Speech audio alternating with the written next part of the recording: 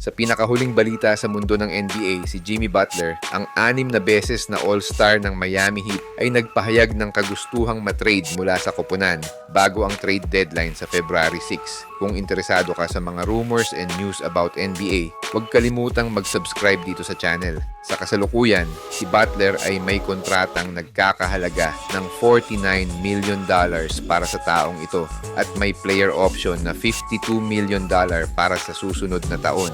Gayunpaman, ayon sa mga ulat, balak niyang tanggihan ang option na ito upang maging unrestricted free agent. Ang ilang team na napapabalita na maaring mapuntahan ni Jimmy Butler ay ang Golden State Warriors, Phoenix Suns, Dallas Mavericks, and Houston Rockets. Ayon sa mga ulat, open si Butler na lumipat sa mga team na ito na sa tingin niya ay may potensyal na makipagkumpetensya para sa championship.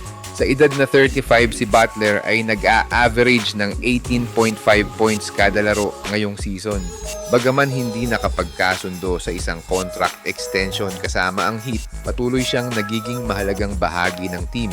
Mukhang ang Miami Heat ay nagnanais na magtayo ng team sa paligid ng kanilang mga young stars na sina Bam Adebayo at Tyler Hero na kapwa nakatanggap ng malalaking kontrata kamakailan. Si Adebayo ay nakatanggap ng 3 years extension na nagkakahalaga ng $166 million, habang si Hero ay may 4 years contract na $120 million.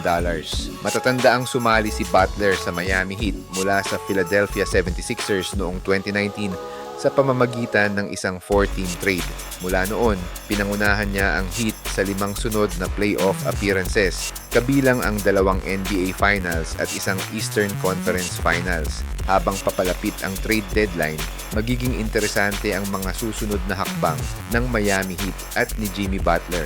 Ang desisyon na ito ay tiyak na magkakaroon ng malaking epekto sa landscape ng NBA, lalo na sa mga team na nagnanais na makuha ang serbisyo ng isang veteranong manlalaro na tulad ni Butler.